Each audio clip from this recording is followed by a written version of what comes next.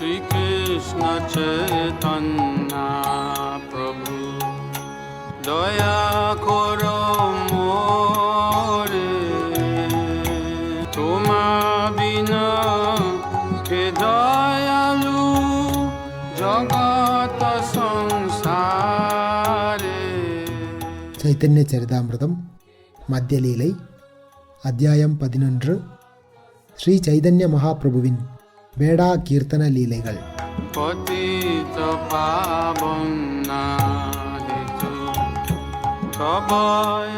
ஜெகநாதரின் கோயிலினுள் தமது அழகிய நடனங்களை அரங்கேற்றிய ஸ்ரீ சைதன்ய மகாபிரபு பிரேமையின் பெருங்கடலில் முழு உலகையும் மூழ்கடித்தார். அவர் உயரே குதித்தபடி மிகவும் நேர்த்தியாக நடனமாடினார். ஜெய ஜெய ஸ்ரீ சைதன்ய ஜெய நித்யானந்தா ஜெய அத்வைத சந்திர ஜெய கௌர பக்த விருந்தா. எல்லா புகழும் ஸ்ரீ சைதன்ய மகாபிரபுவிற்கு உரித்தாகட்டும். எல்லா புகழும் நித்யானந்த பிரபுவிற்கு உரித்தாகட்டும். எல்லா புகழும் அத்வைத ஆச்சாரியருக்கு உரித்தாகட்டும். எல்லா புகழும் ஸ்ரீ கௌர பக்தர்கள் அனைவருக்கும் உரித்தாகட்டும். மறுநாள் அச்சமின்றி ஒரு வேண்டுகோளை முன்வைப்பதற்கு சார்வபௌம பட்டாச்சாரியர் பகவான் ஸ்ரீ சைதன்ய மகாபிரபுவிடம் அனுமதி கோரினார். பட்டாச்சாரியரிடம் அச்சமின்றி பேசலாம் என்று மகாபிரபு உறுதியளித்தார். ஆயினும் அவரது கூற்று ஏற்கத்தக்கதாக இருந்தால் அதனை ஏற்றுக்கொள்வேன் என்றும், அவ்வாறு இல்லையெனில் அதனை புறக்கணித்து விடுவேன் என்றும் மகாபிரபு கூறினார். சார்வபௌம பட்டாச்சாரியர் கூறினார், இங்கே பிரதாபருத்ர ராயர் என்று அறியப்படும் மன்னர் உள்ளார். அவர் உங்களை சந்திப்பதற்கு மிகவும் ஏக்கம் கொண்டுள்ளார். உங்களது அனுமதியினை வேண்டுகிறார்.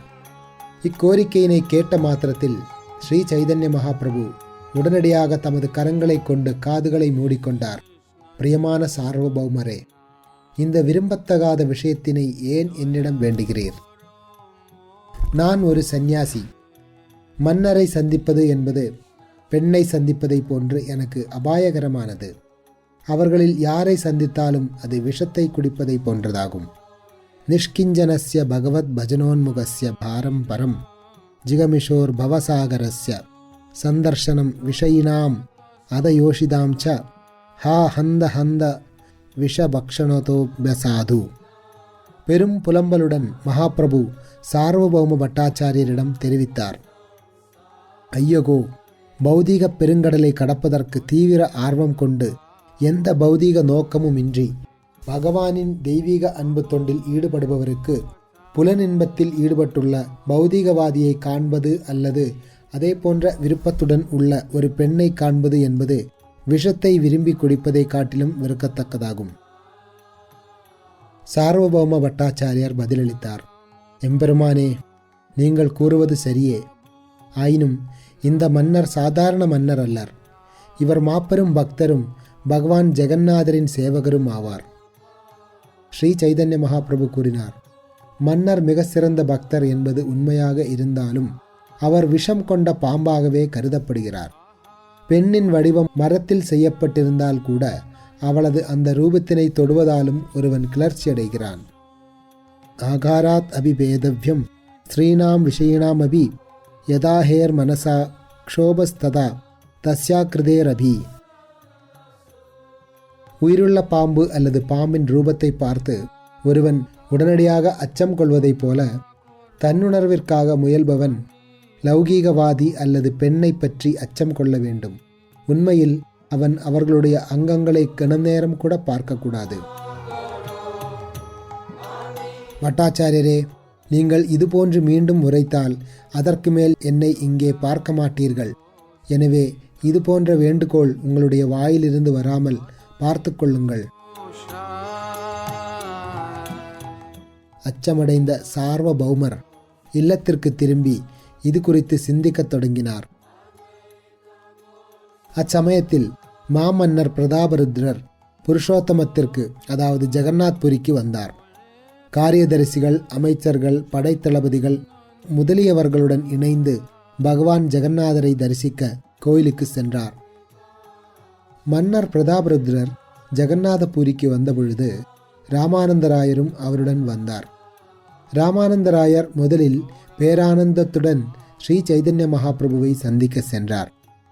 ஸ்ரீ சைதன்ய மகாபிரபுவை சந்தித்த ராமானந்தராயர் உடனடியாக அவரை நமஸ்கரித்தார். மகாபிரபு அவரை அரவணைக்க அவர்கள் இருவரும் பிரேமையின் பெரும் பரவசத்தினால் அழத் தொடங்கினர். ஸ்ரீ ராமானந்த ராயருடனான ஸ்ரீ சைதன்ய மகாபிரபுவின் நெருக்கமான சிநேகத்தினை பார்த்து எல்லா பக்தர்களும் வியப்புற்றனர். ராமானந்தராயர் கூறினார், பணியிலிருந்து ஓய்வு பெறும்படி நீங்கள் எனக்கு வழங்கிய கட்டளையினை மன்னர் பிரதாபருத்ரரிடம் முறையாக தெரிவித்துவிட்டேன். உங்களுடைய கருணையினால் மன்னரும் என்னை லௌகீக செயல்களில் இருந்து விடுவிப்பதற்கு ஒப்புக்கொண்டார். நான் கூறினேன், மகா கனம் பொருந்திய மன்னரே, நான் இனிமேல் அரசாங்க செயல்களில் ஈடுபட விரும்பவில்லை. ஸ்ரீ சைதன்ய மகாபிரபுவின் தாமரை திருவடிகளில் வசிப்பதற்கு மட்டுமே விரும்புகிறேன். அருள் கூர்ந்து எனக்கு அனுமதி தாருங்கள்.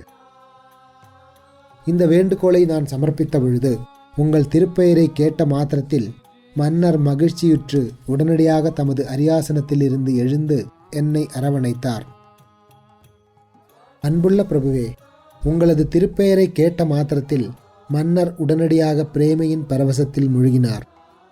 எனது கையை பிடித்து அன்பின் அறிகுறிகள் அனைத்தையும் வெளிப்படுத்தினார். என்னுடைய கோரிக்கையை கேட்ட மாத்திரத்தில் உடனடியாக எதையும் குறைக்காமல் எனக்கு ஓய்வூதியம் வழங்குவதற்கு அவர் கட்டளையிட்டார். இவ்வாறாக முழு சம்பளத்தினை எனக்கு ஓய்வூதியமாக வழங்க அனுமதித்த மன்னர் எந்த கவலையுமின்றி உங்களின் தாமரை திருவடிகளுடைய சேவையில் ஈடுபடும்படி என்னை கேட்டுக்கொண்டார். மாமன்னர் பிரதாபருத்ரர் மிகவும் பணிவுடன் தொடர்ந்து கூறினார், நான் மிகவும் இழிவடைந்தவன், வெறுக்கத்தக்கவன், மகாபிரபுவின் தரிசனத்தை பெறுவதற்கு தகுதியற்றவன். அவரது தொண்டில் ஒருவன் ஈடுபட்டால் அவனது வாழ்க்கை வெற்றி அடைகிறது. ஸ்ரீ சைதன்ய மகாபிரபு நந்த மகாராஜரின் மகனான கிருஷ்ணரே, அவர் மிகவும் கருணை வாய்ந்தவர். வருங்கால பிறவி ஒன்றில் அவர் எனக்கு தரிசனம் வழங்குவார் என்று நான் நம்புகிறேன். பிரபுவே, மாமன்னர் பிரதாபருத்ரரின் பிரேமையில் ஒரு துளி கூட என்னிடம் இல்லை என்று நான் நினைக்கின்றேன். அப்பொழுது ஸ்ரீ சைதன்ய மகாபிரபு கூறினார், பிரியமான ராமானந்தராயரே, நீங்கள் எல்லா கிருஷ்ண பக்தர்களிலும் தலை சிறந்தவர். எனவே உங்களிடம் அன்பு செலுத்துபவர் நிச்சயமாக மாபெரும் பாக்கியசாலி. மன்னர் உங்களின் மீது பேரன்பினை வெளிப்படுத்தியதால் பகவான் கிருஷ்ணர் நிச்சயமாக அவரை ஏற்றுக்கொள்வார். பகவான் கிருஷ்ணர் அர்ஜுனனிடம் கூறினார், ஏ மே பக்தா ஜனா பார்த்தா நமே பக்தாஷ்ச தே ஜனா மத் பக்தானாம் ச ஏ பக்தாஸ் தே மே பக்தா தமாமதா. பகவான் கிருஷ்ணர் அர்ஜுனனிடம் கூறினார், என்னுடைய நேரடி பக்தர்களாக இருப்பவர்கள் உண்மையில் என்னுடைய பக்தர்கள் அல்லர். ஆனால் என்னுடைய சேவகனின் பக்தர்களாக இருப்பவர்களே உண்மையில் என் பக்தர்களாவார். ஆதர பரிச்சர்யாயாம் சர்வாங்கைர் அபிவந்தனம் மத் பக்தா பூஜ்யாபி அதிகா சர்வபூதேஷு மன்மதி மத் அர்த்தேஷ்வங்க சேஷ்டா ச வஜசா மத் குணேரணம் மை அர்ப்பணம் ச மனசா சர்வகாம விவர்ஜனம். என்னுடைய பக்தர்கள் பெரும் கவனத்துடனும் மதிப்புடனும் எனது தொண்டில் ஈடுபடுகின்றனர். அவர்கள் தங்களது எல்லா உடல் அங்கங்களையும் கொண்டு என்னை நமஸ்கரிக்கின்றனர். அவர்கள் மற்ற பக்தர்களையும் வழிபடுகின்றனர். எல்லா உயிர்வாழிகளையும் என்னுடன் தொடர்புடையவர்களாக காண்கின்றனர். அவர்கள் தங்களது உடலின் முழு சக்தியையும் எனக்காக ஈடுபடுத்துகின்றனர்.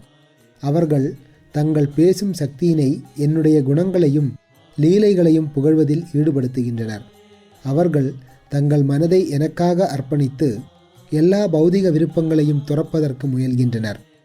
இதுவே என்னுடைய பக்தர்களின் குண நலன்களாகும்.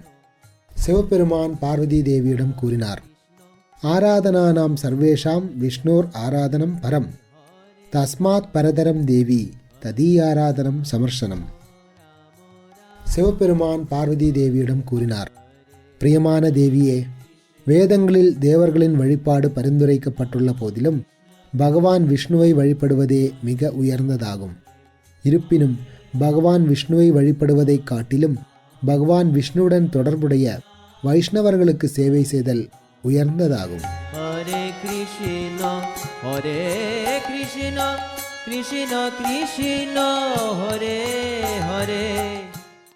துராபஹெல்ப தபசா சேவா வைகுண்டவர்த்மசு யத்ரோபகீயதே நித்யம் தேவதேவோ ஜனார்தன. வைகுண்டத்திற்கு திரும்பிச் செல்லும் பாதையிலுள்ள தூய பக்தர்களின் சேவையினை அடைவது சிறிதளவு தவத்தில் ஈடுபடுபவர்களுக்கு கடினமானதாகும். தேவர்களின் இறைவனாகவும் எல்லா உயிர்வாழிகளையும் கட்டுப்படுத்துபவராகவும் இருக்கக்கூடிய முழுமுதற் கடவுளை புகழ்வதில் தூய பக்தர்கள் 100% ஈடுபடுகின்றனர். இந்த ஸ்லோகம் ஸ்ரீமத் பாகவதத்தில் இருந்து மேற்கோள் காட்டப்பட்டுள்ளது. இது பகவானின் மாபெரும் பக்தரான மைத்ரேய ரிஷியுடனான உரையாடலில் விதூரரால் பேசப்பட்டதாகும்.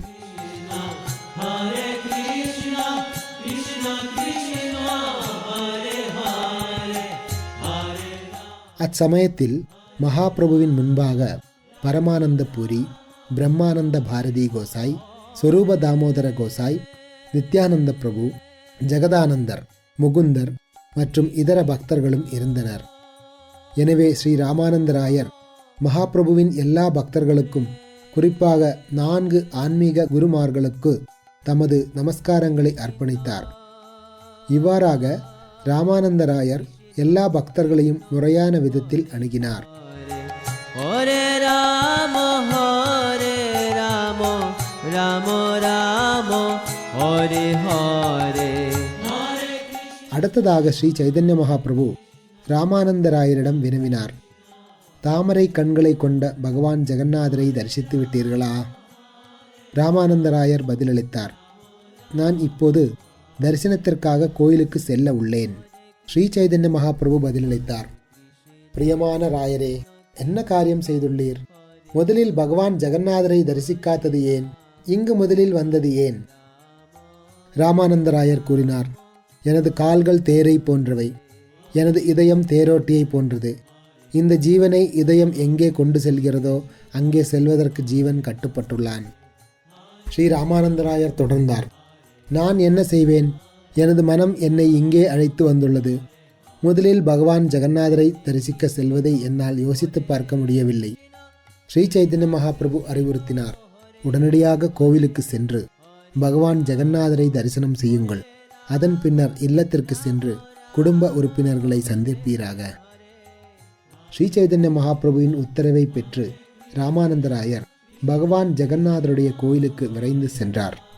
ராமானந்தராயரின் பக்தி தொண்டினை யாரால் புரிந்து கொள்ள முடியும்?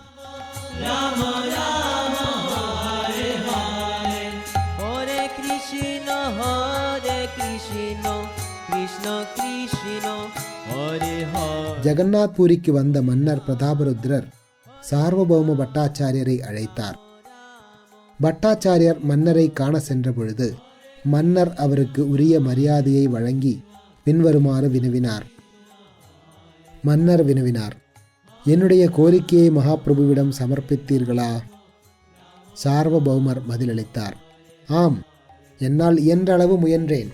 ஆயினும் என்னுடைய பெரும் முயற்சிக்கு பின்னரும் மகாபிரபு மன்னரை காண்பதற்கு ஒப்புக்கொள்ளவில்லை. உண்மையில் நான் அவரிடம் மீண்டும் இது பற்றி வினவினால் ஜெகநாத் பூரியிலிருந்தே விலகி வேறு எங்காவது சென்று விடுவதாக கூறினார்.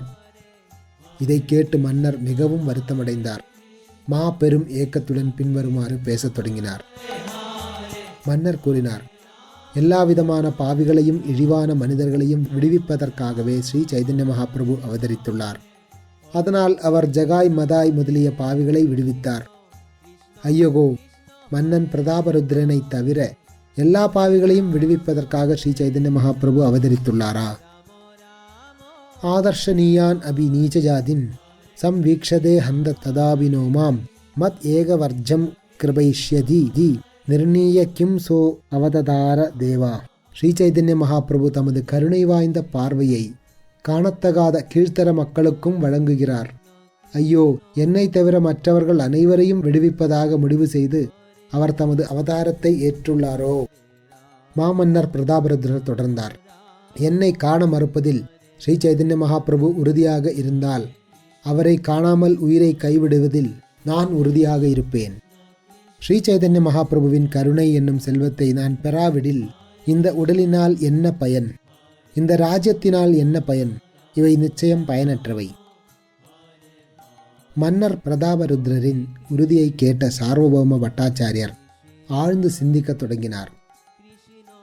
உண்மையில் மன்னரின் உறுதியை கண்டு அவர் மிகவும் வியப்புற்றார். இறுதியாக சார்வபௌம பட்டாச்சாரியர் கூறினார், அன்புள்ள அரசே, கவலைப்பட வேண்டாம். உங்களுடைய திடமான உறுதியின் காரணத்தினால் ஸ்ரீ சைதன்ய மகாபிரபுவின் கருணை உங்களின் மீது நிச்சயமாக வழங்கப்படும் என்று நான் உறுதியாக நம்புகிறேன். மன்னரின் திடமான உறுதியை கண்ட பட்டாச்சாரியர் அறிவித்தார், முழுமுதற் கடவுள் தூய பிரேமையினால் மட்டுமே அணுகப்படுகிறார்.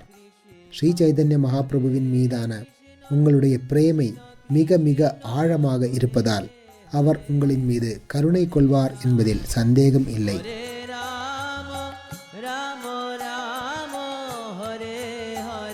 அச்சமயத்தில் சார்வபௌம பட்டாச்சாரியர் ஒரு ஆலோசனையை முன்வைத்தார். நீங்கள் அவரை நேரடியாக பார்ப்பதற்கு ஒரு வழி உள்ளது. ரத யாத்திரை திருவிழா அன்று ஸ்ரீ சைதன்ய மகாபிரபு பகவான் ஜெகநாதரின் முன்பாக பெரும் பரவசத்துடன் ஆடுவார். அந்த ரத யாத்திரை திருவிழா அன்று ஜெகநாதரின் முன்பாக ஆடிய பின்னர் ஸ்ரீ சைதன்ய மகாபிரபு குண்டீச்சா தோட்டத்திற்குள் நுழைவார். அச்சமயத்தில் நீங்கள் அரச உடைகள் இன்றி அங்கே தனியாக செல்ல வேண்டும். ஸ்ரீ சைதன்ய மகாபிரபு குண்டீச்சா தோட்டத்தினுள் நுழையும் பொழுது நீங்களும் அங்கே சென்று கிருஷ்ணருடனான கோபியர்களின் நடனம் குறித்த ஸ்ரீமத் பாகவதத்தின் 5 அத்தியாயங்களை உரைக்க வேண்டும். இந்த வழியில் நீங்கள் மகாபிரபுவின் தாமரை திருவடிகளை பற்றி கொள்ள இயலும். பகவான் ஸ்ரீ சைதன்ய மகாபிரபு பிரேமையின் பரவசத்தில் வெளிப்புற உணர்வற்று இருப்பார். அச்சமயத்தில் நீங்கள் ஸ்ரீமத் பாகவதத்தில் இருந்து அந்த அத்தியாயங்களை உச்சரித்தால் அவர் உங்களை ஒரு தூய பக்தராக நினைத்து அரவணைப்பார். மகாபிரபுவின் மீதான உங்களுடைய தூய அன்பை பற்றி ராமானந்தராயர் இன்று விளக்கியதால் மகாபிரபுவின் மனம் ஏற்கனவே மாறியுள்ளது. பட்டாச்சாரியரின் அறிவுரையினை ஏற்று அவரது உபதேசங்களை கடைபிடிப்பதில் மாமன்னர் பிரதாபருத்ரர் மிகவும் உறுதியுடன் இருந்தார். இதனால் அவரது மனதில் தெய்வீக மகிழ்ச்சி எழுந்தது. பகவான் ஜெகநாதரின் அபிஷேக திருவிழா ஸ்நான யாத்திரை எப்பொழுது நடைபெறும் என்று பட்டாச்சாரியரிடம் மன்னர் வினவிய போது அதற்கு இன்னும் 3 நாட்களே உள்ளன என்று பட்டாச்சாரியர் பதிலளித்தார். மன்னருக்கு இவ்வாறு ஊக்கமளித்துவிட்டு சார்வபௌம பட்டாச்சாரியர் தமது இல்லத்திற்கு திரும்பினார். பகவான் ஜெகநாதரின் ஸ்நான யாத்திரை நாளன்று ஸ்ரீ சைதன்ய மகாபிரபு இதயத்தில் மிக்க மகிழ்ச்சியுடன் இருந்தார். பகவான் ஜெகநாதரின் ஸ்நான யாத்திரையை கண்டு ஸ்ரீ சைதன்ய மகாபிரபு பெரிதும் மகிழ்ச்சியுற்றார். ஆனால் அந்த விழாவிற்கு பிறகு பகவான் ஜெகநாதர் ஓய்வெடுத்த காலத்தில் அவரை காண இயலாததால் சைதன்ய மகாபிரபு மிகவும் வருத்தமுற்றார். கிருஷ்ணரின் பிரிவில் கோபியர்கள் உணர்ந்த அதே வருத்தத்தினை ஜெகநாதரின் பிரிவினால் ஸ்ரீ சைதன்ய மகாபிரபு உணர்ந்தார். இந்நிலையில் அவர் தமது சங்கத்தினர்கள் அனைவரையும் கைவிட்டு அலாலநாத்திற்கு சென்றார். மகாபிரபுவை பின்தொடர்ந்த பக்தர்கள் அவரிடம் பூரிக்கு திரும்பும்படி வேண்டினர். வங்காளத்திலிருந்து பக்தர்கள் புருஷோத்தம க்ஷேத்திரத்திற்கு வந்து கொண்டிருப்பதாக அவரிடம் அவர்கள் தெரிவித்தனர். இவ்விதமாக சார்வபௌம பட்டாச்சாரியர் சைதன்ய மகாபிரபுவை ஜெகநாத பூரிக்கு மீண்டும் அழைத்து வந்தார். அதன் பின்னர் அவர் மன்னர் பிரதாபருத்ரரிடம் சென்று மகாபிரபுவின் வருகையை பற்றி தெரிவித்தார். சார்வபௌம பட்டாச்சாரியர் மன்னர் பிரதாபருத்ரரிடம் இருந்த அச்சமயத்தில் கோபிநாத ஆச்சாரியரும் அங்கு வந்தார். பிராமணராக இருந்ததால் முதலில் மன்னருக்கு தமது ஆசிகளை வழங்கிவிட்டு சார்வபௌம பட்டாச்சாரியரிடம் பின்வருமாறு மொழிந்தார். 200க்கும் மேற்பட்ட பக்தர்கள் வங்காளத்திலிருந்து வந்து கொண்டுள்ளனர். அவர்கள் அனைவரும் மகாபாகவதர்கள். முக்கியமாக ஸ்ரீ சைதன்ய மகாபிரபுவிடம் பக்தி கொண்டவர்கள். அவர்கள் அனைவரும் ஏற்கனவே நரேந்திர சரோவரா ஏரியின் கரையை அடைந்து அங்கே காத்து கொண்டுள்ளனர். அவர்களுக்கு வசிப்பிடம் மற்றும் பிரசாதத்தினை ஏற்பாடு செய்ய விரும்புகிறேன். மன்னர் பதிலளித்தார், கோயில் மணியக்காரருக்கு நான் கட்டளையிடுவேன். உங்களுடைய விருப்பப்படி வசிப்பிடம் மற்றும் பிரசாதத்தினை அவர் அனைவருக்கும் ஏற்பாடு செய்வார். சார்வபௌம பட்டாச்சாரியரே, வங்காளத்திலிருந்து வரும் ஸ்ரீ சைதன்ய மகாபிரபுவின் அனைத்து பக்தர்களையும் ஒருவர் பின் ஒருவராக அருள் கூர்ந்து எனக்கு காட்டுங்கள். சார்வபௌம பட்டாச்சாரியர் மன்னரிடம் தெரிவித்தார். அரண்மனையின் மாடத்திற்கு செல்லுங்கள். கோபிநாத் ஆச்சாரியர் எல்லா பக்தர்களையும் அறிந்தவர். அவர் உங்களுக்கு அவர்களை அடையாளம் காட்டுவார். உண்மையில் நானும் அவர்களை அறியேன். ஆயினும் அறிந்து கொள்ள ஆவலுடன் உள்ளேன். கோபிநாத ஆச்சாரியர் அவர்களை நன்கு அறிந்தவர் என்பதால் அவர் உங்களுக்கு அவர்களை அறிமுகம் செய்து வைப்பார். இவ்வாறு கூறிய பின்னர் சார்வபௌமர், மன்னர், கோபிநாத ஆச்சாரியர் ஆகிய மூவரும் அரண்மனையின் மாடத்திற்கு சென்றனர். அச்சமயத்தில் வங்காளத்திலிருந்து வந்த எல்லா வைஷ்ணவ பக்தர்களும் அரண்மனைக்கு அருகில் வந்து கொண்டிருந்தனர். ஹரே கிருஷ்ணா ஹரே கிருஷ்ணா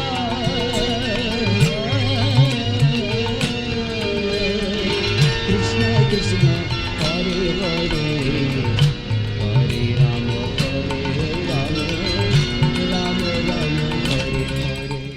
சொரூப தாமோதரரும் கோவிந்தரும் பகவான் ஜெகநாதரின் மலர் மாலையையும் பிரசாதமும் எடுத்துக்கொண்டு வைஷ்ணவர்கள் இருந்த இடத்தை நோக்கி புறப்பட்டனர். பகவான் ஸ்ரீ சைதன்ய மகாபிரபு முதலில் அவர்கள் இருவரையும் முன்னே அனுப்பி வைத்தார். மன்னர் வினா எழுப்பினார், இந்த இருவரும் யார்? அருள் கூர்ந்து இவர்களை எனக்கு அறிமுகப்படுத்துங்கள். ஸ்ரீ சார்வபௌம பட்டாச்சாரியார் பதிலளித்தார், இவர் சொரூப தாமோதரர். ஏறக்குறைய இவர் ஸ்ரீ சைதன்ய மகாபிரபுவின் திருமேனியின் இரண்டாவது விரிவாவார். இரண்டாவது நபர் கோவிந்தர். இவர் ஸ்ரீ சைதன்ய மகாபிரபுவின் அந்தரங்க சேவகர். வங்காளத்திலிருந்து வரும் பக்தர்களை கௌரவிப்பதற்காக இவர்கள் இருவரையும் பகவான் ஜெகநாதரின் பிரசாதம் மற்றும் மலர் மாலையுடன் மகாபிரபு அனுப்பியுள்ளார்.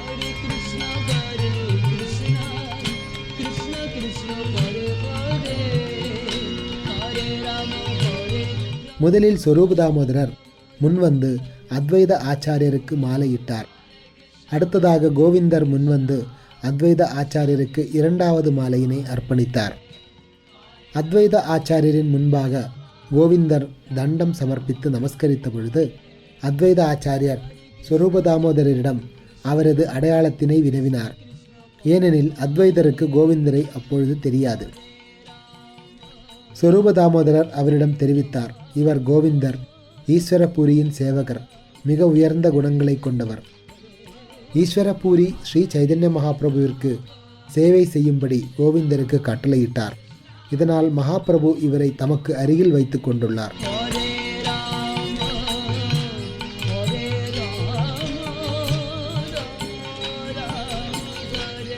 மன்னர் வினவினார், சொரூப தாமோதரரும் கோவிந்தரும் இரண்டு மாலைகளை யாருக்கு அணிவித்தனர்?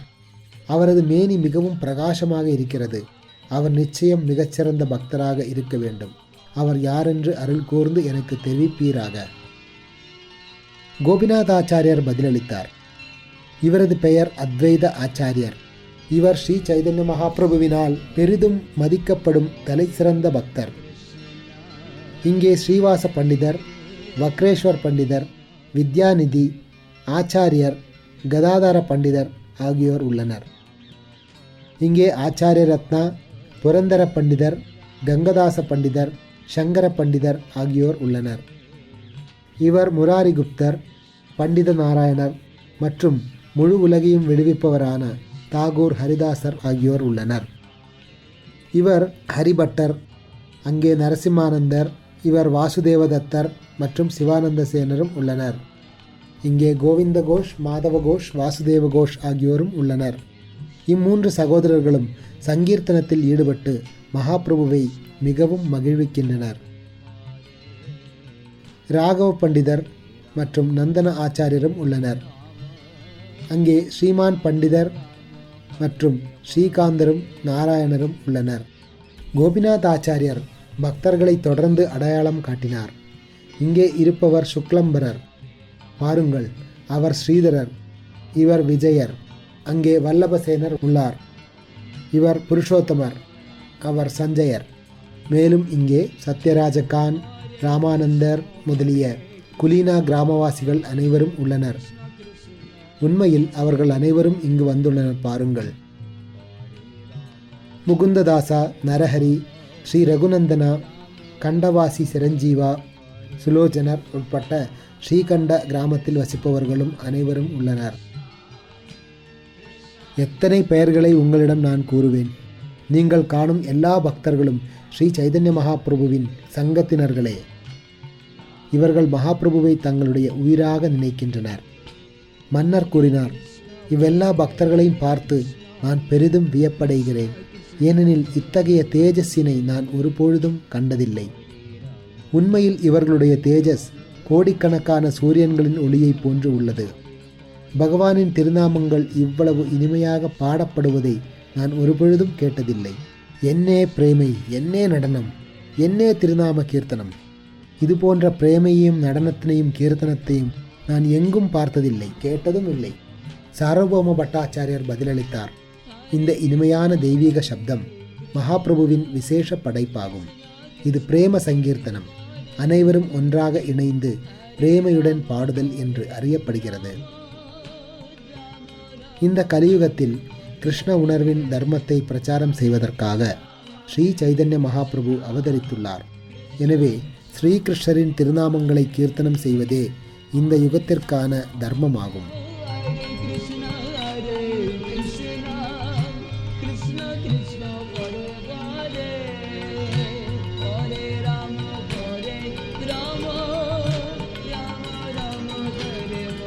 ஸ்ரீ சைதன்ய மகாபிரபுவை சங்கீர்த்தனத்தின் மூலமாக வழிபடுபவர் நிறைமதி படைத்தவராக அறியப்பட வேண்டும்.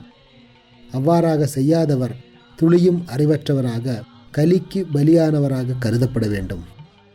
கிருஷ்ணவர்ணம் திசா கிருஷ்ணம் சாங்கோபாங்காஸ்திர பார்ஷதம் யஜ்ஞை சங்கீர்த்தன பிராயர் யஜந்திஹி சுமேதசா. கலியுகத்தில் கிருஷ்ணரின் திருநாமத்தை இடைவிடாமல் பாடும் பகவானின் அவதாரத்தை புத்திசாலி மனிதர்கள் நாம சங்கீர்த்தனத்தை கொண்டு வழிபடுகின்றனர். அவருடைய திருமேனி கருமை நிறம் அல்ல என்ற போதிலும் அவர் சாக்ஷாத் கிருஷ்ணரே. அவர் தமது சகாக்கள், சேவகர்கள், ஆயுதங்கள் மற்றும் இரகசியமான துணைவர்களால் சூழப்பட்டுள்ளனர். மன்னர் கூறினார், சாஸ்திர பிரமாணங்களின் அடிப்படையில் பகவான் ஸ்ரீ சைதன்ய மகாபிரபு சாக்ஷாத் பகவான் கிருஷ்ணரே என்று முடிவு செய்யப்படுகிறது. அவ்வாறு இருக்கையில் கற்றறிந்த பண்டிதர்கள் சில நேரங்களில் அவரை அலட்சியப்படுத்துவது ஏன்? பட்டாச்சாரியர் பதிலளித்தார், எவருக்கு ஸ்ரீ சைதன்ய மகாபிரபுவின் கருணை சிறிதளவேனும் உள்ளதோ அவரால் மட்டுமே மகாபிரபுவை பகவான் கிருஷ்ணராக புரிந்து கொள்ள முடியும். மற்றவர்களால் இயலாது. ஸ்ரீ சைதன்ய மகாபிரபுவின் கருணை வழங்கப்படாவிடில் ஒருவர் எவ்வளவு பெரிய கற்றறிந்த பண்டிதராக இருந்தாலும், அவர் எவ்வளவு தான் பார்த்தாலும் கேட்டாலும் அவரால் ஸ்ரீ சைதன்ய மகாபிரபு பரமபுருஷரான முழுமுதற் கடவுள் என்பதை ஏற்க இயலாது. அதாபிதே தேவ பதாம்புஜத்வய பிரசாதலேஷானுகிரகீத ஏவஹி ஜானாதி தத்துவம் பகவன் மஹிம்னோ நாச்சான்ய ஏகோபி சிரம் விசின்வன். ஸ்ரீமத் பாகவதத்தில் 10வது காண்டத்தில் பிரம்மா கூறிய ஸ்லோகம் இது. பிரம்மதேவர் கூறினார், எம்பெருமானே, ஒருவன் உங்களது தாமரை திருவடிகளின் துளியளவு கருணையினால் ஆசீர்வதிக்கப்பட்டால் கூட அவனால் உங்களது வியக்தித்துவத்தின் மகிமைகளை புரிந்து கொள்ள இயலும். ஆனால் பரமபுருஷ பகவானை புரிந்து கொள்வதற்காக கற்பனையில் ஈடுபடுவோர் பற்பல ஆண்டுகள் தொடர்ந்து வேதங்களை படித்தாலும் உங்களை புரிந்து கொள்ள இயலாதவர்களாவார். மன்னர் கூறினார், பகவான் ஜெகநாதருடைய கோயிலை தரிசிப்பதற்கு பதிலாக எல்லா பக்தர்களும் ஸ்ரீ சைதன்ய மகாபிரபுவின் இருப்பிடத்திற்கு நோக்கி ஓடுகின்றனர். சார்வபௌம பட்டாச்சாரியர் பதிலளித்தார், இது இயல்பான பிரேமையாகும். எல்லா பக்தர்களும் ஸ்ரீ சைதன்ய மகாபிரபுவை சந்திப்பதற்கு ஏக்கம் கொண்டுள்ளனர். முதலில் எல்லா பக்தர்களும் ஸ்ரீ சைதன்ய மகாபிரபுவை சந்திப்பர். அதன் பின்னர் அவருடன் இணைந்து பகவான் ஜெகநாதரை தரிசிக்க கோயிலுக்கு செல்வர். மன்னர் கூறினார், பவானந்தராயரின் மகனான வாணிநாதர் 5-7 ஆட்களுடன் பகவான் ஜெகநாதரின் பிரசாதத்தினை பெறுவதற்காக அங்கு சென்றார். வாணிநாதர் இப்பொழுது ஸ்ரீ சைதன்ய மகாபிரபுவின் இருப்பிடத்திற்கு பெருமளவிலான மகாபிரசாதத்தினை தம்முடன் கொண்டு சென்றுள்ளார்.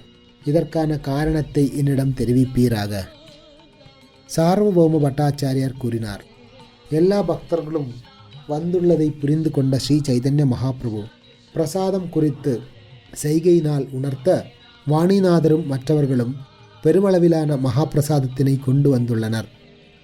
அப்பொழுது பட்டாச்சாரியரிடம் மன்னர் வினவினார், திருத்தலத்திற்கு வரும்பொழுது அனுசரிக்க வேண்டிய உபவாசம் முதலிய விதிமுறைகளை பக்தர்கள் ஏன் அனுசரிக்கவில்லை? அவர்கள் ஏன் முதலில் பிரசாதம் ஏற்கின்றனர்? மன்னரிடம் பட்டாச்சாரியர் கூறினார், திருத்தலத்திற்கு யாத்திரை செல்வதை பற்றி உங்களின் கூற்று விதிகளின் அடிப்படையில் சரியானதே.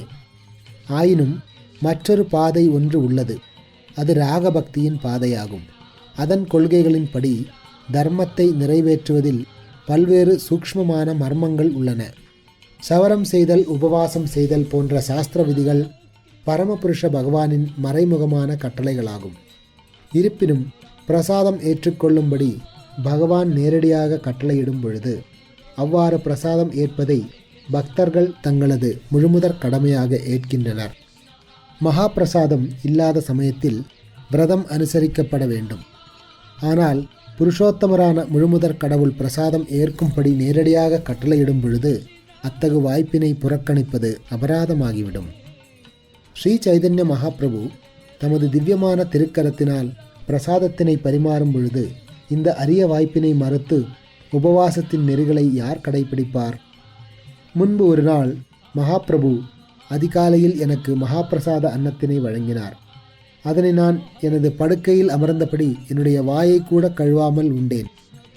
இதயத்தினுள் ஊக்கமளித்து பகவான் தமது கருணையினை யாருக்கு வழங்குகிறாரோ அந்த நபர் பகவான் கிருஷ்ணரிடம் மட்டுமே அடைக்கலம் பெறுகிறார். எல்லா வேத மற்றும் சமுதாய மரபுகளை புறக்கணிக்கின்றார். அனைவரது இதயத்திலும் அமர்ந்துள்ள பகவானால் ஒருவன் ஊக்குவிக்கப்படும் பொழுது அவன் சமுதாய பழக்கங்கள் அல்லது வேத நியமங்களை பொருட்படுத்துவதில்லை. அதன் பின்னர் மன்னர் பிரதாபருத்ரர் அரண்மனையின் மாடத்திலிருந்து கீழே இறங்கி வந்து காஷி மிஸ்ரரையும் கோயில் மணியக்காரரையும் அழைத்தார். காஷி மிஸ்ரரிடமும் கோயில் மணியக்காரரிடமும் மாமன்னர் பிரதாபருத்ரர் கூறினார், ஸ்ரீ சைதன்ய மகாபிரபுவின் எல்லா பக்தர்களுக்கும் சேவகர்களுக்கும் சிறப்பான இருப்பிடங்கள், சிறப்பான பிரசாத வசதிகள் மற்றும் சிறப்பான தரிசனத்திற்கு உகந்த எல்லா ஏற்பாடுகளையும் செய்யுங்கள். அவர்களுக்கு எந்த சிரமமும் இருக்கக்கூடாது. ஸ்ரீ சைதன்ய மகாபிரபுவின் கட்டளைகள் அனைத்தையும் நீங்கள் கவனத்துடன் நிறைவேற்ற வேண்டும். மகாபிரபு நேரடியாக கட்டளைகளை வழங்காமல் இருக்கலாம். அப்போது கூட நீங்கள் குறிப்பறிந்து செயல்பட்டு அவருடைய விருப்பங்களை நிறைவேற்ற வேண்டும். இவ்வாறு கூறி அவர்கள் இருவருக்கும் மன்னர் விடை கொடுத்தார்.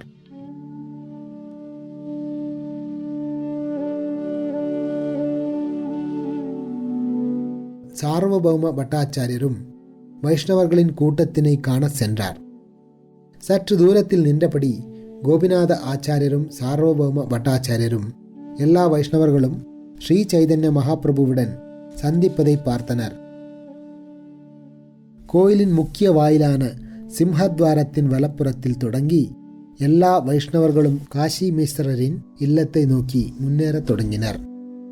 அச்சமயத்தில் தமது முக்கிய சேவகர்களுடன் இணைந்து வந்த ஸ்ரீ சைதன்ய மகாபிரபு அவ்வெல்லா வைஷ்ணவர்களையும் வழியில் பெரும் மகிழ்ச்சியுடன் சந்தித்தார்.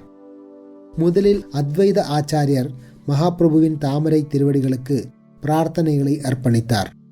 மகாபிரபு உடனடியாக அவரை பிரேமையுடன் அரவணைத்தார்.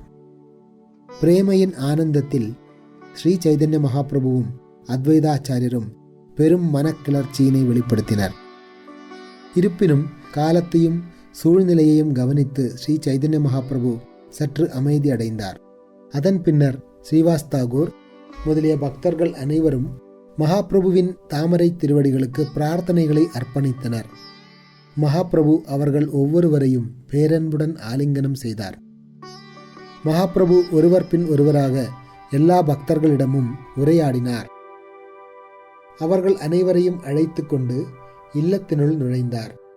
காஷி மிஸ்ரரின் இல்லம் போதுமானதாக இல்லாததால் கூடியிருந்த பக்தர்கள் அனைவரும் கூட்ட நெரிசலுடன் இருந்தனர். ஸ்ரீ சைதன்ய மகாபிரபு எல்லா பக்தர்களையும் தமக்கு அருகில் அமர செய்தார். தமது திருக்கரத்தினால் அவர்கள் அனைவருக்கும் மாலையையும் சந்தனமும் வழங்கினார். அதன் பின்னர் கோபிநாத ஆச்சாரியரும் சார்வபௌம பட்டாச்சாரியரும் ஸ்ரீ சைதன்ய மகாபிரபுவின் இடத்திலிருந்த எல்லா வைஷ்ணவர்களையும் முறைப்படி சந்தித்தனர். ஸ்ரீ சைதன்ய மகாபிரபு அத்வைத ஆச்சாரிய பிரபுவை அழைத்து இனிமையான முறையில் கூறினார், பிரியமான பிரபுவே, இன்று உங்களது வருகையினால் நான் நிறைவடைகிறேன். அத்வைத ஆச்சாரியார் பதிலளித்தார், இது பரமபுருஷ பகவானின் இயல்பான தன்மை. அவர் தம்மில் பூரணமானவர், எல்லா ஐஸ்வர்யங்களும் நிரம்ப பெற்றவர். இருப்பினும் அவர் தமது பக்தர்களின் சங்கத்தில் தெய்வீக ஆனந்தத்தினை அடைகிறார். பக்தர்களுடன் இணைந்து அவர் பலதரப்பட்ட நித்திய லீலைகளை அனுபவிக்கின்றார். முகுந்த தத்தரின் மூத்த சகோதரரான வாசுதேவ தத்தரை பார்த்த மாத்திரத்தில் ஸ்ரீ சைதன்ய மகாபிரபு உடனடியாக பெரும் மகிழ்ச்சி கொண்டு தமது கரத்தினை அவரது மேனியில் வைத்து பேசத் தொடங்கினார். ஸ்ரீ சைதன்ய மகாபிரபு கூறினார், முகுந்தர் பால்ய பருவத்திலிருந்து என் நண்பர் என்ற போதிலும் அவரை காண்பதை காட்டிலும் உங்களை காண்பதில் நான் பெருமகிழ்ச்சி அடைகிறேன். வாசுதேவர் பதிலளித்தார், முகுந்தர் தொடக்கத்திலேயே உங்களது சங்கத்தினை பெற்று உங்களுடைய தாமரை திருவடிகளில் தஞ்சமடைந்துள்ளார். இது அவரது திவ்யமான மறுபிறவியாகும். வாசுதேவ தத்தர் தமது தம்பியான முகுந்தரை காட்டிலும் தான் கீழானவன் என்பதை இவ்வாறாக ஒப்புக்கொண்டார். அவர் மேலும் கூறினார், முகுந்தர் என்னை விட இளையவர் என்ற போதிலும் அவர் உங்களுடைய கருணையை முதலில் பெற்றதால் தெய்வீகமான முறையில் அவர் என்னை விட மூத்தவராவார். அது மட்டுமின்றி முகுந்தருக்கு நீங்கள் விசேஷ கருணையினை வழங்கியிருப்பதால் அவர் எல்லா நற்குணங்களிலும் என்னை விட தலை சிறந்தவர். மகாபிரபு மேலும் கூறினார், உங்களுக்காக நான் தென்னிந்தியாவிலிருந்து 2 நூல்களை கொண்டு வந்துள்ளேன். அந்த நூல்கள் சொரூப தாமோதரரின் பொறுப்பில் உள்ளன. நீங்கள் அதிலிருந்து பிரதி எடுத்துக்கொள்ளலாம். இதை கேட்டு வாசுதேவர் மிகவும் மகிழ்ச்சி அடைந்தார். உண்மையில் இந்த 2 நூல்களின் பிரதியினை ஒவ்வொரு வைஷ்ணவரும் எடுத்துக்கொண்டனர். படிப்படியாக அந்த 2 நூல்களும் பிரம்ம சம்மிதை மற்றும் ஸ்ரீகிருஷ்ண கர்ணாமிர்தம் இந்தியா முழுவதும் பரவின. ஸ்ரீவாசர் மற்றும் அவரது சகோதரர்களிடம் மகாபிரபு பேரன்புடனும் பாசத்துடனும் உரைத்தார், நீங்கள் 4 என்னை விலை கொடுத்து வாங்கியது போல் நான் உங்களுக்கு கடன் பட்டுள்ளேன். அப்பொழுது ஸ்ரீவாசர் மகாபிரபுவிடம் பதிலளித்தார், நீங்கள் ஏன் எதிர்மாறான விதத்தில் பேசுகிறீர்? உண்மை என்னவெனில் 4 சகோதரர்களான நாங்கள்தான் உங்களுடைய கருணை என்னும் விலையினால் வாங்கப்பட்டுள்ளோம். சங்கரரை பார்த்த ஸ்ரீ சைதன்ய மகாபிரபு தாமோதரரிடம் கூறினார், உங்களின் மீதான எனது அன்பு மதிப்பு மரியாதையின் தளத்தில் உள்ளது. உங்களுடைய இளைய சகோதரரான சங்கரர் என்னுடன் தூய களங்கமற்ற அன்பில் தொடர்பு கொண்டுள்ளதால் அவரை உங்களுடன் வைத்துக் கொள்ளுங்கள். தாமோதர பண்டிதர் பதிலளித்தார், சங்கரர் என் இளைய சகோதரர். ஆனால் அவர் மீதான உங்களுடைய விசேஷ கருணையினால் இன்றிலிருந்து அவர் என் மூத்த சகோதரராகிறார். அதன் பின்னர் சிவானந்த சேனரை பார்த்து மகாபிரபு கூறினார், உங்களுக்கு என் மீது ஆரம்பத்திலிருந்தே ஆழ்ந்த அன்பும் பாசமும் இருந்தது என்பதை நான் அறிவேன். இதை கேட்ட மாத்திரத்தில் சிவானந்த சேனர் உடனடியாக பரவச அன்பில் மூழ்கி நிலத்தில் சாஷ்டாங்கமாக விழுந்து மகாபிரபுவை நமஸ்கரித்தார். அதன் பின்னர் பின்வரும் ஸ்லோகத்தினை உரைக்கத் தொடங்கினார்.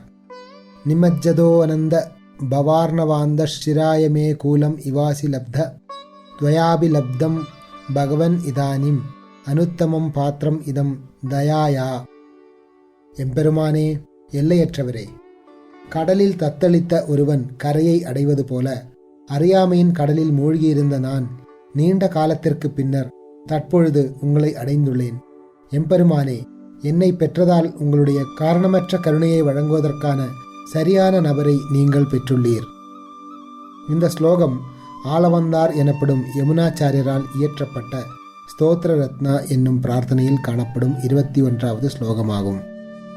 முராரி குப்தர் முதலில் மகாபிரபுவை சந்திக்காமல் வாயிலுக்கு வெளியே சாஷ்டாங்கமாக தண்டம் சமர்ப்பித்துவிட்டு காத்திருந்தார். பக்தர்களுக்கு மத்தியில் முராரியை காணாத ஸ்ரீ சைதன்ய மகாபிரபு அவரை பற்றி விசாரித்தார். அப்பொழுது முராரியை மகாபிரபுவிடம் அழைத்து வருவதற்காக பலரும் அவரை நோக்கி ஓடி வந்தனர். இவ்வாறாக முராரி குப்தர் 2 புல்களை தமது பற்களில் பற்றியபடி ஸ்ரீ சைதன்ய மகாபிரபுவின் முன்பாக பெரும் பணிவுடனும் அடக்கத்துடனும் சென்றார். முராரி தம்மை சந்திக்க வந்தபொழுது பகவான் ஸ்ரீ சைதன்ய மகாபிரபு அவரை நோக்கி சென்றார். ஆயினும் முராரி அங்கிருந்து ஓடியபடியே பின்வருமாறு பேசினார். எம்பெருமானே, அருள் கூர்ந்து என்னை தொட வேண்டாம். நான் மிகவும் வெறுக்கத்தக்கவன். என்னுடைய உடல் பாவகரமானது. உங்களால் தீண்டப்படுவதற்கு தகுதி அற்றது. மகாபிரபு கூறினார், அன்புள்ள முராரியே, உங்களுடைய தேவையற்ற பணிவினை தயவு கூர்ந்து ஒதுக்கி வையுங்கள். உங்களுடைய பணிவினை கண்டு எனது மனம் கலங்குகிறது. இவ்வாறு கூறிய மகாபிரபு முராரியை அரவணைத்து தமக்கு அருகில் அமர்த்தி கொண்டார். அதன் பின்னர் மகாபிரபு அவரது உடலினை தமது சொந்த கரத்தினை கொண்டு தூய்மைப்படுத்த தொடங்கினார்.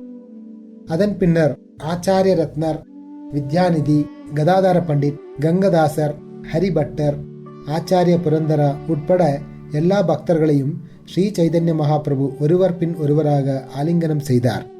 அவர்களின் நற்குணங்களை எடுத்துரைத்து அவர்களை மகாபிரபு மீண்டும் மீண்டும் புகழ்ந்தார். இவ்வாறாக ஒவ்வொரு பக்தருக்கும் மரியாதை அளித்த பின்னர் பகவான் ஸ்ரீ சைதன்ய மகாபிரபு மிகவும் மகிழ்ச்சி அடைந்தார். இருப்பினும் ஹரிதாஸ் தாகூரை காணாததால் ஹரிதாஸ் எங்கே என்று அவர் வினவினார். அப்பொழுது வீதியில் தூரமாக தண்டம் சமர்த்துக் கொண்டிருந்த ஹரிதாஸ் தாகூரை ஸ்ரீ சைதன்ய மகாபிரபு கண்டார்.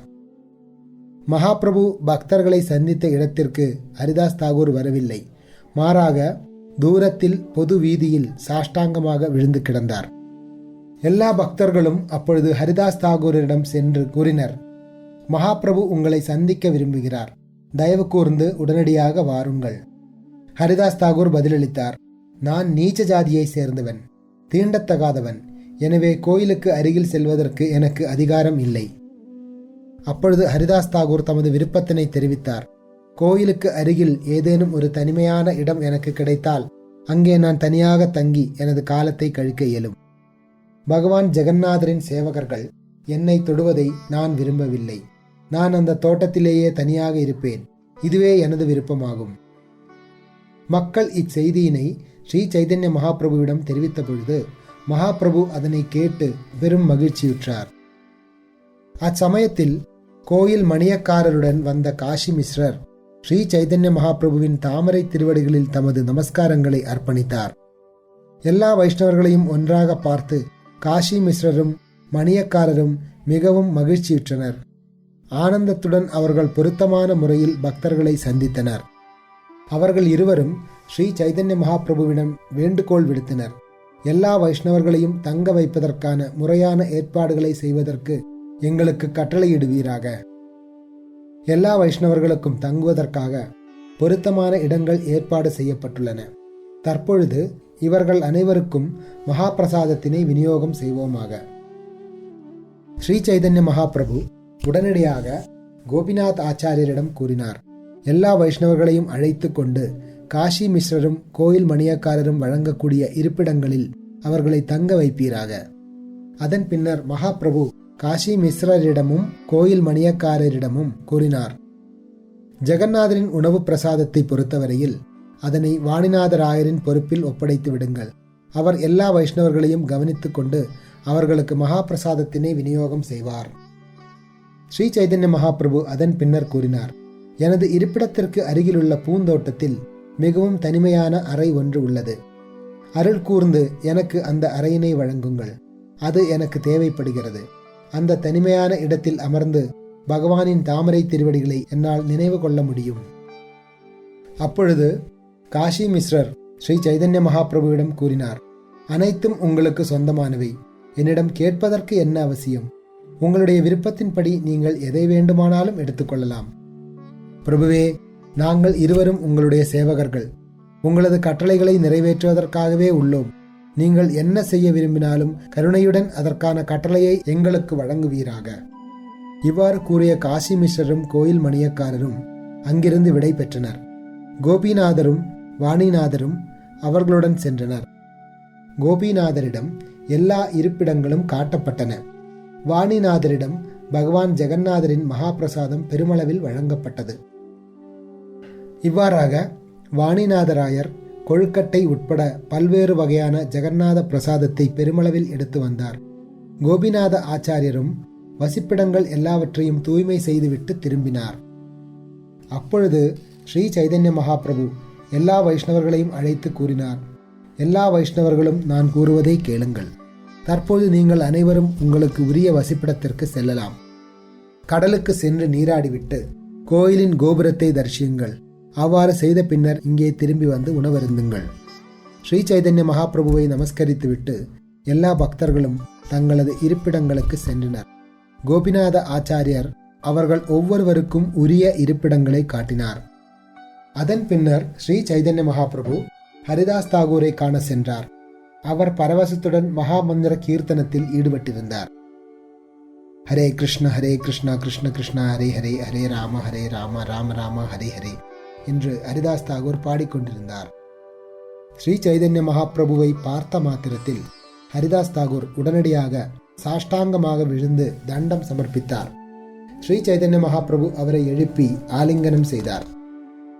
அதன் பின்னர் மகாபிரபுவும் அவரது சேவகரும் பிரேமையின் பரவசத்தில் அழத் தொடங்கினர்.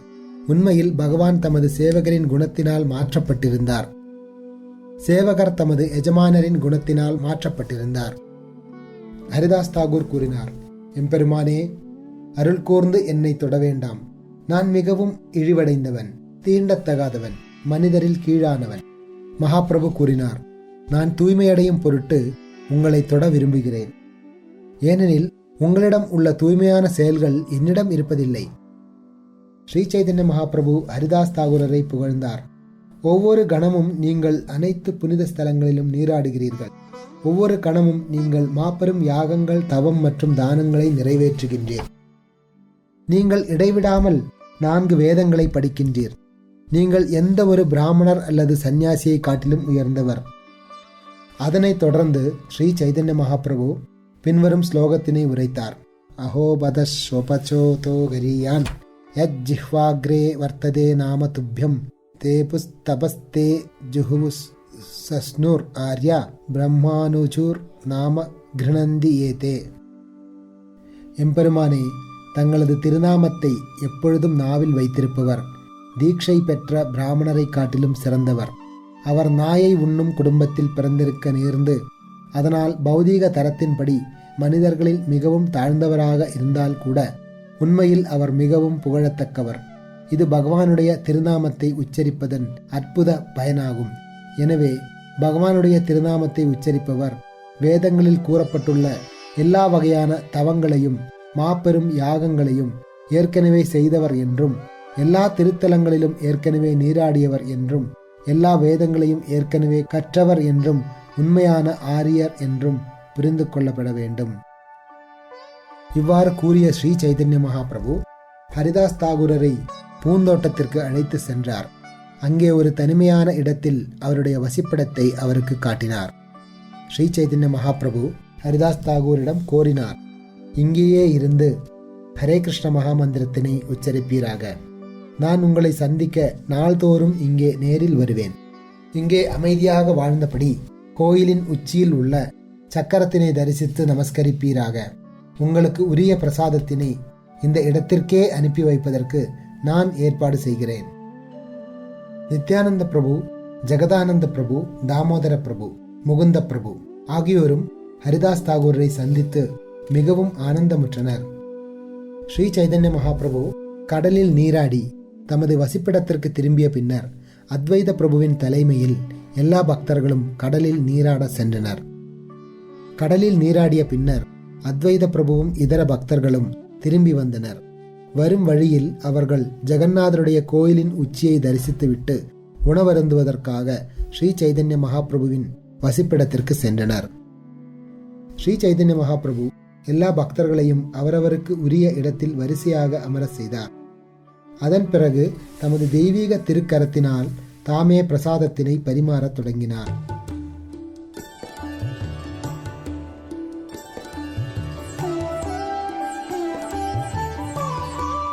எல்லா பக்தர்களுக்கும் வாழை இலையில் பிரசாதம் பரிமாறப்பட்டது. ஸ்ரீ சைதன்ய மகாபிரபு ஒவ்வொரு இலையிலும் 2-3 நபர்கள் உண்ணக்கூடிய அளவிற்கு பரிமாறினார். அதை காட்டிலும் குறைவான அளவினை அவரது கையினால் பரிமாற இயலவில்லை. எல்லா பக்தர்களும் தங்களுக்கு பரிமாறப்பட்ட பிரசாதத்திலிருந்து கையை மேலேயே வைத்திருந்தனர். மகாபிரபு முதலில் உண்பதை பார்க்காமல் அவர்கள் உண்ண விரும்பவில்லை. அப்போது ஸ்வரூப தாமோதர கோஸ்வாமி ஸ்ரீ சைதன்ய மகாபிரபுவிடம் தெரிவித்தார், நீங்கள் அமர்ந்து பிரசாதம் ஏற்காவிடில் யாரும் அதனை ஏற்க மாட்டார்கள். உங்களுடன் தங்கியுள்ள எல்லா சந்நியாசிகளையும் இங்கு வந்து பிரசாதம் ஏற்கும்படி கோபிநாத ஆச்சாரியர் அழைப்பு விடுத்துள்ளார். எல்லா சந்நியாசிகளுக்கும் பரிமாறுவதற்கு உகந்த போதுமான அளவு மகாபிரசாதத்தினை எடுத்துக்கொண்டு கோபிநாத ஆச்சாரியர் ஏற்கனவே வந்துவிட்டார். பரமானந்த புரி, பிரம்மானந்த பாரதி முதலிய சந்நியாசிகள் உங்களுக்காக காத்து கொண்டுள்ளனர். நீங்கள் நித்யானந்த பிரபுவுடன் அமர்ந்து பிரசாதம் எடுத்துக்கொள்ளலாம். எல்லா வைஷ்ணவர்களுக்கும் நான் பிரசாதத்தை பரிமாறுகிறேன். அதனைத் தொடர்ந்து ஸ்ரீ சைதன்ய மகாபிரபு கோவிந்தரின் கரத்தில் சிறிதளவு பிரசாதத்தினை கவனமாக கொடுத்து அதனை ஹரிதாஸ் தாகூரரிடம் வழங்கும்படி உரைத்தார். அதன் பின்னர் ஸ்ரீ சைதன்ய மகாபிரபு மற்ற சந்நியாசிகளுடன் இணைந்து உணவருந்துவதற்காக அமர்ந்தார். கோபிநாத் ஆச்சாரியர் பெரும் மகிழ்ச்சியுடன் அவர்களுக்கு பிரசாதத்தினை பரிமாறத் தொடங்கினார். அச்சமயத்தில் ஸ்வரூப தாமோதர கோஸ்வாமி, தாமோதர பண்டிதர், ஜெகதானந்தர் ஆகிய மூவரும் இணைந்து பெரும் மகிழ்ச்சியுடன் எல்லா பக்தர்களுக்கும் பிரசாதத்தினை பரிமாறத் தொடங்கினர். அவர்கள் எல்லாவிதமான கொழுக்கட்டைகளையும் பானங்களையும் கழுத்து வரை அருந்தினர். இடையிடையே பகவானின் திருநாமத்தை பேரானந்தத்துடன் உரைத்தனர். ஒவ்வொருவரும் உணவை நிறைவு செய்து கை வாயை கழுவிய பின்னர் ஸ்ரீ சைதன்ய மகாபிரபு தாமே சுயமாக அவர்கள் அனைவரையும் மலர் மாலையாலும் சந்தனத்தாலும் அலங்கரித்தார். இவ்வாறு பிரசாதம் ஏற்ற பின்னர் அவர்கள் அனைவரும் தத்தமது வசிப்பிடத்திற்கு ஓய்வெடுக்க சென்றனர். மாலை வேளையில் அவர்கள் மீண்டும் ஸ்ரீ சைதன்ய மகாபிரபுவை காண வந்தனர். அச்சமயத்தில் ராமானந்தராயரும் ஸ்ரீ சைதன்ய மகாபிரபுவை காண வந்தார். மகாபிரபு அவ்வாய்ப்பினை பயன்படுத்தி அவரை எல்லா வைஷ்ணவர்களுக்கும் அறிமுகப்படுத்தினார். அதனைத் தொடர்ந்து மாபெரும் புருஷோத்தமரான ஸ்ரீ சைதன்ய மகாபிரபு அவர்கள் அனைவரையும் அழைத்து கொண்டு ஜெகநாதரின் கோயிலுக்கு சென்றார். அங்கே திருநாம சங்கீர்த்தனத்தினை தொடங்கினார். ஹரே கிருஷ்ணா ஹரே கிருஷ்ணா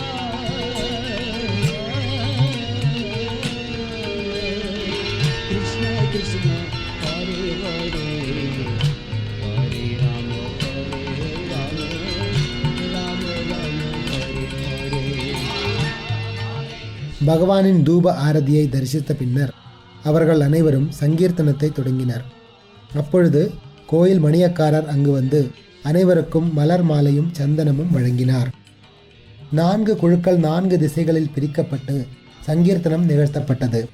அவர்களின் மத்தியில் அன்னை சச்சியின் மகனான அறியப்படும் மகாபிரபு நடனமாடத் தொடங்கினார். 4 குழுக்களில் 8 மிருதங்கங்களும் 32 கர்த்தால்களும் இருந்தன. அவை இணைந்து தெய்வீக ஒலியை ஏற்படுத்த தொடங்கின. அனைவரும் பலே பலே என்று பாராட்டினார். ஹரே கிருஷ்ணா ஹரே கிருஷ்ணா கிருஷ்ணா கிருஷ்ணா ஹரே ஹரே ஹரே ராம ஹரே ராம ராம ராம ஹரே ஹரே கிருஷ்ணா. சங்கீர்த்தன பேரொலி எழும்பிய பொழுது எல்லா மங்களமும் உடனடியாக எழுச்சி பெற்றன. அந்த ஒலி 14 லோகங்களின் மூலமாக முழு பிரபஞ்சத்தையும் துளைத்து சென்றது. சங்கீர்த்தனம் தொடங்கிய மாத்திரத்தில் பிரேமை எங்கும் பொங்கத் தொடங்கியது. ஜெகநாத்புரியில் வசித்தவர்கள் அனைவரும் அங்கே ஓடோடி வந்தனர்.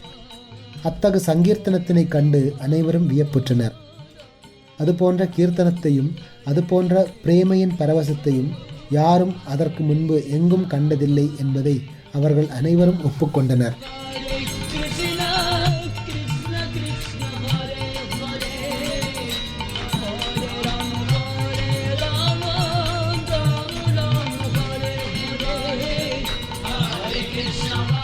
அச்சமயத்தில் ஸ்ரீ சைதன்ய மகாபிரபு ஜெகநாதரின் கோயிலை வலம் வந்து அப்பகுதி முழுவதும் தொடர்ந்து நடமாடினார். கோயிலை வலம் வந்த பொழுது 4 கீர்த்தன குழுக்கள் மகாபிரபுவிற்கு முன்னேயும் பின்னேயும் பாடியபடி வந்தனர். ஸ்ரீ சைதன்ய மகாபிரபு கீழே விழுகின்ற சமயத்தில் ஸ்ரீ நித்யானந்த ராய பிரபு அவரை தூக்கினார். கீர்த்தனம் சென்று கொண்டிருக்கையில் கண்ணீர், புலகாங்கிதம், உடல் நடுக்கம், வியர்வை, கம்பீரமான பேரொலி முதலிய பிரேமையின் விகாரங்கள் ஸ்ரீ சைதன்ய மகாபிரபுவின் உடலில் தோன்றின. அந்த மாற்றங்களைக் கண்டு அங்கிருந்த மக்கள் அனைவரும் மிகவும் வியப்புற்றனர்.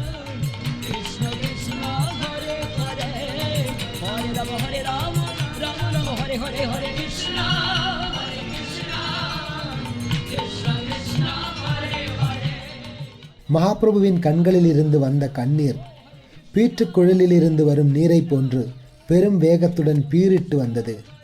உண்மையில் அவரை சுற்றியிருந்த எல்லா மக்களும் அவரது கண்ணீரால் நனைந்தனர். கோயிலை வலம் வந்த பின்னர் ஸ்ரீ சைதன்ய மகாபிரபு சிறிது நேரம் கோயிலுக்கு பின்பகுதியில் நின்றபடி தமது சங்கீர்த்தனத்தை தொடர்ந்தார். 4 திசைகளிலும் 4 சங்கீர்த்தன குழுக்கள் உச்ச குரலில் பாடினர். அவர்களுக்கு மத்தியில் ஸ்ரீ சைதன்ய மகாபிரபு உயரமாக குதித்து ஆடினார். நீண்ட நேரம் ஆடிய பின்னர் ஸ்ரீ சைதன்ய மகாபிரபு அமைதியடைந்தார். 4 மனிதர்களை ஆடத் தொடங்கும்படி கட்டளையிட்டார். ஒரு குழுவில் நித்யானந்த பிரபு ஆடத் தொடங்கினார். மற்றொரு குழுவில் அத்வைத ஆச்சாரியர் ஆடத் தொடங்கினார். வக்ரேஸ்வர் பண்டிட் மற்றொரு குழுவில் ஆடத் தொடங்கினார். இன்னொரு குழுவில் ஸ்ரீவாஸ் தாகூர் ஆடத் தொடங்கினார்.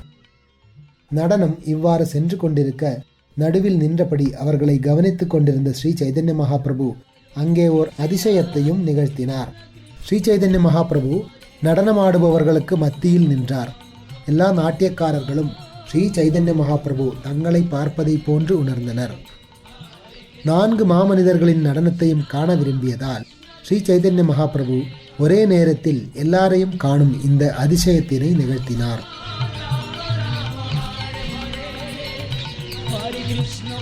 சைதன்ய மகாபிரபுவை பார்த்த அனைவராலும் அவர் அந்த அதிசயத்தினை நிகழ்த்துகிறார் என்பதை புரிந்து கொள்ள முடிந்தது. ஆனால் அவரால் 4 திசைகளிலும் எவ்வாறு காண முடிகிறது என்பதை யாராலும் அறிய முடியவில்லை. விருந்தாவனத்தில் கிருஷ்ணர் லீலைகள் புரிந்த சமயத்தில் அவர் யமுனை நதிக்கரையில் தம்முடைய நண்பர்களின் மத்தியில் அமர்ந்து உணவருந்துவது வழக்கம். அப்பொழுது கோப நண்பர்கள் ஒவ்வொருவருக்கும் கிருஷ்ணர் தம்மை மட்டும் பார்ப்பதாக தோன்றும். அதே போன்று ஸ்ரீ சைதன்ய மகாபிரபு நடனத்தினை கவனித்த பொழுது ஒவ்வொருவருக்கும் மகாபிரபு தம்மையே பார்ப்பதாக தோன்றியது. நடனமாடுகையில் யாரேனும் அருகில் வந்தால் ஸ்ரீ சைதன்ய மகாபிரபு அவரை இறுக்கமாக அணைத்துக் கொள்வார். மாபெரும் நடனம், மாபெரும் பிரேமை மற்றும் மாபெரும் சங்கீர்த்தனத்தை பார்த்து ஜெகநாத்புரியில் வசித்தவர்கள் அனைவரும் பிரேமையின் பரவசத்தில் மிதந்தனர். சங்கீர்த்தனத்தின் பெருமையினை கேள்விப்பட்ட மன்னர் பிரதாபருத்ரர் தமது அரண்மனையின் மாடத்திற்கு சென்று அந்தரங்க மக்களுடன் இணைந்து சங்கீர்த்தனத்தை கவனித்தார். ஸ்ரீ சைதன்ய மகாபிரபுவின் கீர்த்தனத்தினை கண்டு மன்னர் மிகவும் வியப்புற்றார். அவரை சந்திப்பதற்கான மன்னரின் ஏக்கம் எல்லையின்றி அதிகரித்தது. சங்கீர்த்தனம் முடிவிற்ற பின்னர் ஸ்ரீ சைதன்ய மகாபிரபு பகவானுக்கான புஷ்பாஞ்சலியை தரிசித்தார். அதன் பின்னர் அவரும் இதர வைஷ்ணவர்களும் அவருடைய இருப்பிடத்திற்கு திரும்பினர். கோயில் மணியக்காரர் பெருமளவிலான பிரசாதத்தினை அங்கே கொண்டு வந்தார். அதனை ஸ்ரீ சைதன்ய மகாபிரபு தாமே சுயமாக எல்லா பக்தர்களுக்கும் பரிமாறினார். இறுதியாக அவர்கள் அனைவரும் உறங்குவதற்காக புறப்பட்டனர். இவ்விதமாக சச்சி மாதாவின் மகனான ஸ்ரீ சைதன்ய மகாபிரபு தமது லீலைகளை அரங்கேற்றினார். பக்தர்கள் ஜெகநாதபுரியில் ஸ்ரீ சைதன்ய மகாபிரபுவுடன் எவ்வளவு காலம் தங்கினரோ அதுவரை சங்கீர்த்தன லீலை நாள்தோறும் பெரும் குதூகலத்துடன் நிகழ்த்தப்பட்டது. பகவானின் சங்கீர்த்தன லீலையினை நான் இவ்விதமாக விளக்கியுள்ளேன். அனைவருக்கும் நான் ஓர் ஆசி வழங்குகிறேன். இந்த விவரங்களை கேட்பவர் எவரும் நிச்சயமாக ஸ்ரீ சைதன்ய மகாபிரபுவின் சேவகராக ஆவார். ஸ்ரீ ரூபா மற்றும் ரகுநாதரின் தாமரை திருவடிகளில் வேண்டி அவர்களின் கருணையை எப்பொழுதும் விரும்பி கிருஷ்ணதாசனாகிய நான் அவர்களது அடிச்சுவடுகளை பின்பற்றி ஸ்ரீ சைதன்ய சரிதாமிர்தத்தை விளக்குகின்றேன். ஸ்ரீ சைதன்ய மகாபிரபுவின் பேடா கீர்த்தன லீலைகளை விளக்கக்கூடிய ஸ்ரீ சைதன்ய சரிதாமிர்தம் மத்திய லீலை 11வது அத்தியாயம் நிறைவடைகிறது. Krishna Krishna